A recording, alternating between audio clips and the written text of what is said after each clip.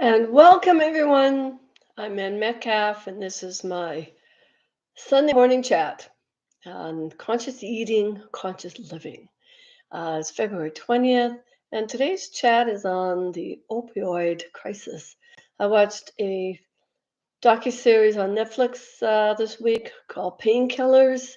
I think there's six episodes, and it had to do with the OxyContin exploitation, basically, of this drug by the drug company Purdue Pharma.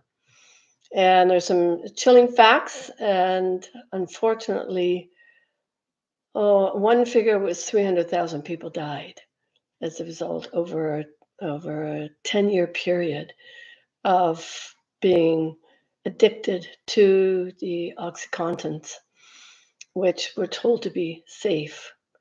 The doctors were told it was safe. And so I'm going to be talking about that today. It's a huge crisis in Vancouver. There's a huge opioid crisis. Fentanyl is one of them. There's other drugs that people are taking, some to get high on, to lose track of the world they're in because their world is so bad. And for others, it's pain relief. And so different reasons why people are taking it. And once they're addicted to it, it takes a whole slew of supporters to get them off it. So in 2019, according to the World Health Organization, approximately 125,000 deaths in 2019 alone. And in Canada, there were 30,000 deaths since 2016. And that's just like the tip of the iceberg. Among the 422,605 unintentional deaths due to opioid toxicity between 2011 and 2021 in the United States, the median age of the individuals was 39, between 30 and 51 years of age, and almost 70% were male. The number of unintentional deaths due to opioid toxicity increased 289% over the study period. It went from 19,395 in 2011 to 75,477 in 2021. That's unintentional death. I'm so sad that we're talking about real people. Similarly, the percentage of all deaths that were attributed to opioid toxicity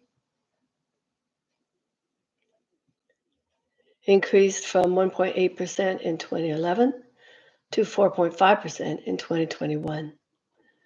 By 2021, opioid toxicity was responsible for 10.2% of all deaths among those aged 15 to 19 years, 21.7% of deaths among those aged 20 to 29 years, and 21% of deaths among those aged 30 to 39 years. By 2021, one of every 22 deaths in the United States was attributed to unintentional opioid toxicity, underscoring the urgent need to support people at risk of substance-related harm, particularly men, younger adults, and adolescents. And one figure that came up was 500,000 deaths over 20 years. And OxyContin is still available by prescription. And I'll include the website on my Facebook page. The Sacklers, the three doctors, brothers with Purdue Pharma, created the OxyContin, made millions of dollars selling an opioid to doctors and their patients, and knew that it was addictive. Purdue Pharma announced that it would rebrand itself as Knoa Pharma, Knoa Pharma, so beware of anything that is made by Knoa Pharma. As of August 2023, Purdue Pharma remains in Chapter 11 bankruptcy, pending a Department of Justice appeal to the United States Supreme Court. In this little piece by Mark Sherman, the settlement would allow the company to emerge from bankruptcy as a different entity, with its profits used to fight the opioid epidemic. Members of the Sackler family would contribute up to $6 billion. Another group of mostly parents of people who died from opioid overdoses has called for the settlement not to be accepted. Opioids have been linked to more than 70,000 fatal overdoses annually per year in the United States in recent years. Most of those are from fentanyl and other synthetic drugs. But the crisis widened in the early 2000s as OxyContin and the other powerful prescription painkillers became prevalent. I watched a series which tells the chilling story of the early opioid crisis in the United States and the lives it has destroyed along the way. And it's based on the book Painkiller, An Empire of Deceit and the Origin of America's Opioid Epidemic by Barry Meyer and the New Yorker profile of the Sackler family, the family that built an empire of pain, according to Netflix. The series traces how OxyContin made its way through the FDA approval and became regularly prescribed by doctors despite its known addictive qualities. A lot of handshaking, monetary profits going from pocket to pocket as people struggled with this addictive drug. It was something that was manufactured. Companies looking to make an egregious profit, which is just so wild and just so away from anything that would have been helpful or normal. I realized that this opioid crisis I've been hearing so much about was not just a crisis, it was a real crime. Sales representatives were incentivized to encourage higher doses for patients through bonuses and included wining and dining physicians with things like speaking engagements, fancy dinners, and trips. Arthur was one of the brothers, was credited for marketing and sales techniques that made Valium a best-selling tranquilizer. Arthur died in 1987, and his estate sold his shares to his two brothers for $22 million. And while he was not involved in the OxyContin sales, his marketing tactics served as a template for the company. Purdue managed to get it approved in 1995, even though no long-term studies and no assessment of its addictive capabilities had been conducted. Just pause for thought. No assessment of its addictive capabilities had been conducted. Approval to prescribe OxyContin for moderate to severe pain was granted by Dr. Curtis Wright IV, the medical review officer for the FDA. According to Purdue documents, in a review conducted in 2006 by the Justice Department, Wright met with Purdue Pharma representatives in a hotel room near the FDA offices in Rockville, Maryland, between January 31st to February 2nd, 1995.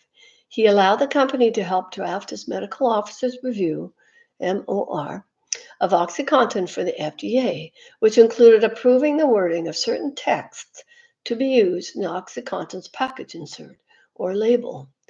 Wright resigned from the FDA a year later and was subsequently employed as a consultant at Purdue with a substantially higher salary. In May 2007, the company pleaded guilty to misleading the public about OxyContin's risk of addiction and agreed to pay $600 million in one of the largest pharmaceutical settlements in U.S. history. And there is a link that I will show later, and it's over 15 pharmacies that have paid totals billions of dollars. And who knows how many people died or their lives are permanently impacted with these over 15 drug companies. Their bottom line is money. It's just money, money, money. The company's president, Michael Friedman, top lawyer Howard Udell, and former CMO Paul Goldenheim pleaded guilty as individuals to misbranding charges, a criminal violation, and agreed to pay a total of $34 million in fines. And the family's philanthropy has been characterized as reputation laundering from profits acquired from the selling of opiates. As of May 2023, at least 20 institutions have dropped the Sackler name, including the Metropolitan Museum of Art, Yale University in the US, and the National Gallery in London. Other institutions have stopped accepting donations from the Sackler family. Unfortunately, I think rather than serve as a warning to the rest of the industry, this lawsuit created an opportunity for competitors by weakening Purdue's marketing grasp over its lucrative OxyContin prescribers. And the study suggests that private action against individual companies, such as lawsuits and boycotts, can have unintended and counterproductive side effects. In this case, researchers found that when one company reduced its engagement in a questionable practice, its competitors saw an opportunity to fill the void. Well, excuse me, that does not sound like they are looking after your health. They're looking after their shareholder profits. Purdue Pharma announced that it would rebrand itself, as I mentioned, Canoa Pharma. I mean, that's the benefit of claiming bankruptcy. You can start over. And it does benefit those who lost everything and want to start over. However, most small businesses, if they're family run, and really try to be better. And that was the case of my father-in-law. He declared bankruptcy back in the late 50s, 60s, so he could get started, and he did. And he made a difference. But we're not talking that's very different from a multi-billion dollar pharmaceutical corporation who claims bankruptcy because you don't have to you pay your debtors off to pennies to the dollar. As of August 23rd, Purdue Pharma remains in Chapter 11 bankruptcy, pending a Department of Justice appeal to the United States Supreme Court. It's not over yet. This information is filled with numbers, and those numbers are real people. Whoever, for whatever reason, started taking OxyContin to relieve their pain. These people were vulnerable, and they needed help. Purdue Pharma and the doctors who believe the snake oil benefits have much to be accountable for, and questions need to be answered, honestly. This docuseries brings out into the open the power and the greed of multinational companies, government, and my heart goes out to all those who have suffered from this. Time and again, we have been giving our power away to those we think are smarter than we are. It's time to claim who we truly are, divine beings of love and light. And we are here on purpose to shine our light towards those dark places where greed, profits, and power have taken over our form, our society. And we need to pay closer attention to what these so-called experts are telling you and me what to do. In the film, it was revealed that research quoted was actually a little one half-page article written by a doctor, not a peer-reviewed science study with controls or any other protocols necessary before submitting a drug for human use. And the FDA approved OxyContin. This is not the first time, dear friends, that the drug industry has covered up and lied to the public. Some of the companies we've been recently exposed to globally include Pfizer, 2004, $430 million paid for off-label promotion under the False Claims Act. Again, in 2009, $2.9 billion for off-label promotion and kickbacks. Johnson & Johnson, 2013, 10 years ago, paid $2.2 billion for off-label promotion and kickbacks. AstraZeneca, 2010, $520 million for off-label promotion and kickbacks. And in 2003, Medicare fraud. And the list goes on. Most were filed under the False Claims Act. And I want you to be these super sleuths. And fast forward to CV-19 and the vaxes that were handed out. And people were told they had to take the shot or lose their jobs and not be able to support their families. This film is a wake-up call for humanity to take back its power. And I am so sorry for all those families who have lost sons and daughters,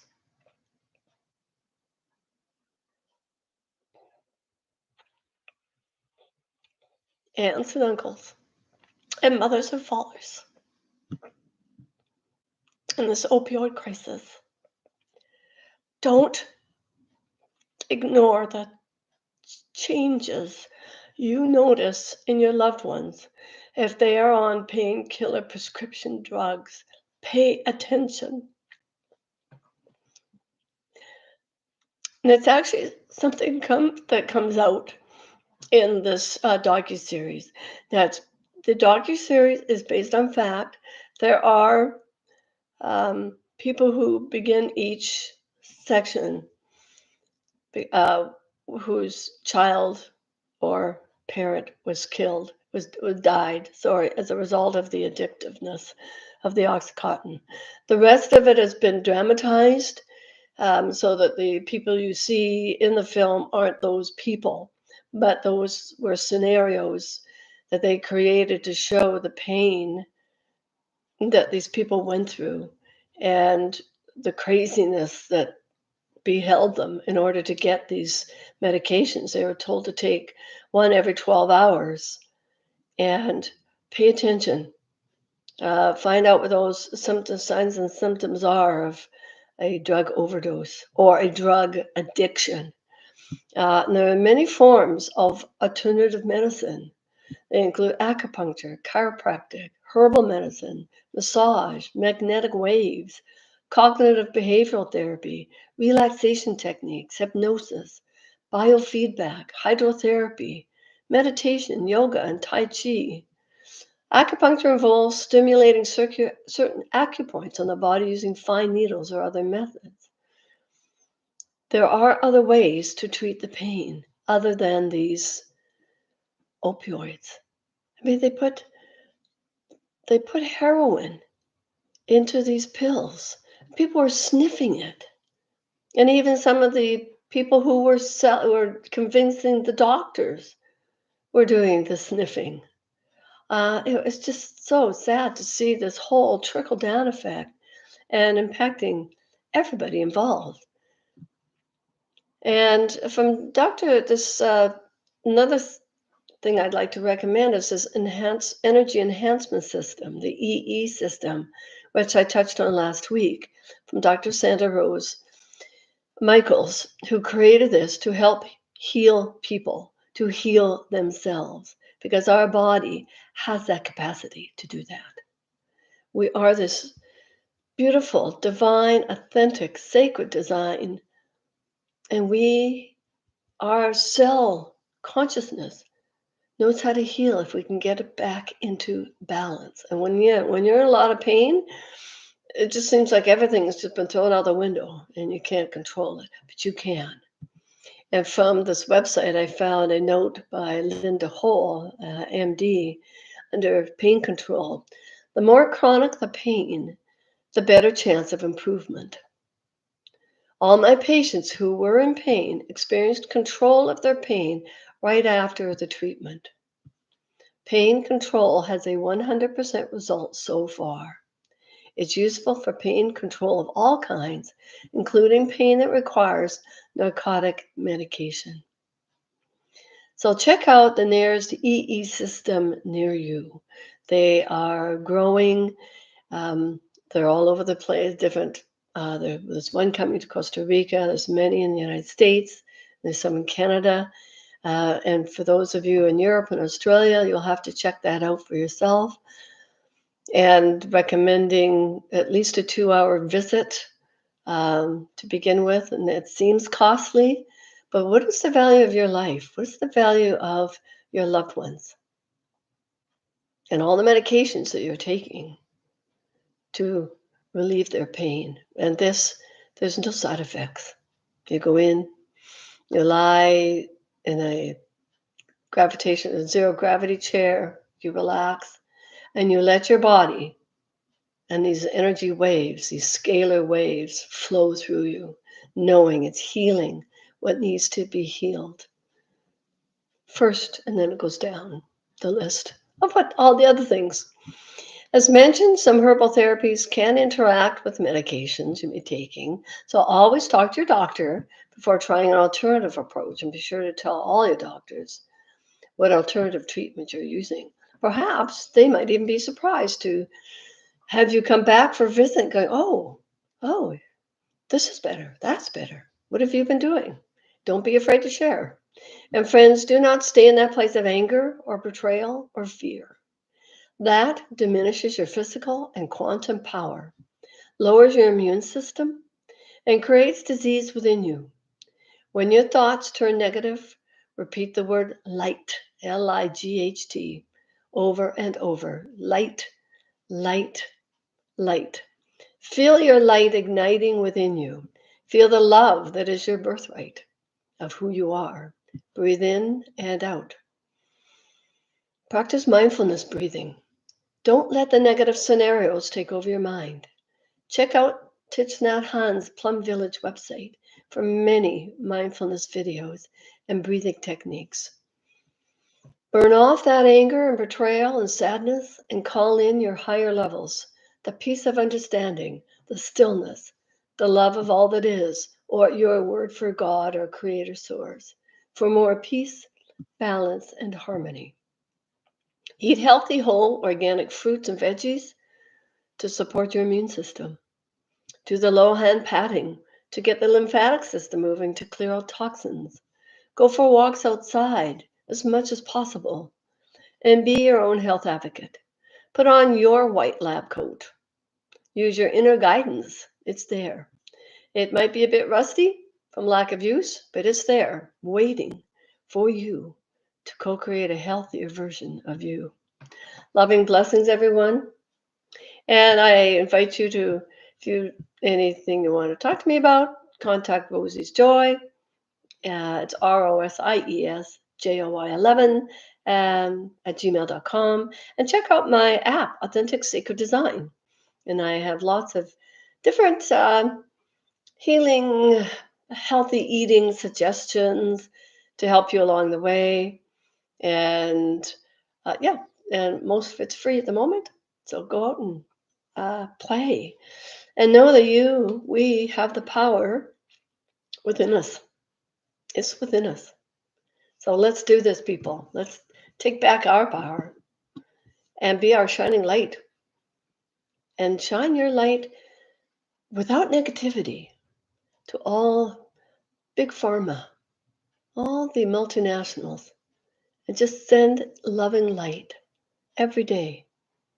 That's what I love about the Rosie's Hope, Jess. And I do that every day. And I have a set of 4. And I just every day setting out positive vibrations, love, gratitude for that genuine humane human within us, within you, and within me to awaken. Because that is what our world needs now. It needs love and peace and harmony. Until we meet again, thank you.